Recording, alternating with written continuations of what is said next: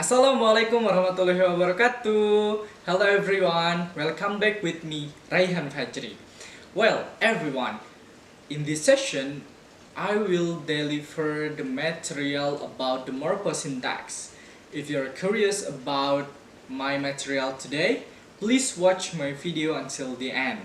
Okay? Well, everyone, let's begin. Well, everyone, this is my material today, Type of Morphem by Raihan Fajri with student ID number 19220313. Let's talk about the next slide. The type of morphem. There are a root, affix, basis, stem, inflectional, and derivational. Well, everyone, let's talk about number one. Root. Root is the simple unit or the word that can be stand alone and can be added by affixes. Well, let's see the example of root. Number one is unhappy. Unhappy has a root as a heavy. Why? Because we have to remember that root is the base word of the word. And then the root of unhappy is happy because un in this example is prefix. And then example number two is reality. Reality has a root real. Why? Because in this word et is a affixes or a suffix. Well, ladies and gentlemen, let's talk about the next slide. Affix. Affix is additional sound at the beginning or the end of the word to change the meaning of the word but still relate to the previous word. We can divided affixes by two. Number one is prefix and number two is suffix. Prefix usually put at the beginning of the word and suffix usually put at the end of the word. Let's see the example of affixes. Number one is unhappy. The example still same with the root.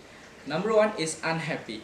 We can see that the prefix of the word unhappy is un because the happy is a root, is the base word of unhappy.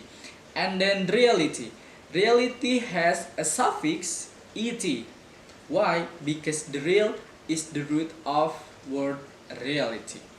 Well, ladies and gentlemen, now let's talk about the next slide. Basis. When we talk about the root and the basis, it's the same context but the different meaning. The root is the base of the word, but the basis is every word that followed by last suffixes. Last affixes. Now let's see the example. I put the example realities. Realities divided by two, reality and suffix inflectional, as. The base word of realities is reality. Why? Because in these cases, the suffix of inflectional is s, and then the base of the reality is real, because we have to remember that basis is the word that added by last suffix. In the word of reality, the last suffix is et, and for realities, the last suffix is s. Then, in the word of realities, there are two bases. Number one is real and number two is reality. Well, ladies and gentlemen, now let's talk about the next slide. The stem. Well, the stem same like a basis and the root, but this has a different meaning. The stem is a word followed by inflectional morphem. Inflectional morphem is a last word of the word. Let's see the example. I put the example same like a basis. Realities. Realities divided by two. Number one is reality and suffix inflectional s. We have to remember that stem is the word followed by inflectional morphem. For these cases, The sum of realities is reality. Why? Because the reality is a one word and then added by suffix inflectional s. Then the sum of realities is reality. Well, ladies and gentlemen, let's talk about the next slide again. Inflectional morpheme. Well, inflectional morpheme is a word that the functional or grammatical change in the word. Let's see the example of inflectional morpheme. The example of inflectional morpheme is a dog. Dog plus s become a dogs. This not change the meaning but just change the grammatical context. If dog is a singular, but if we plus s become a dogs, that is the plural. And then for another example is I jumped into a pool this morning. The word of jumped, jump plus ed is a past tense.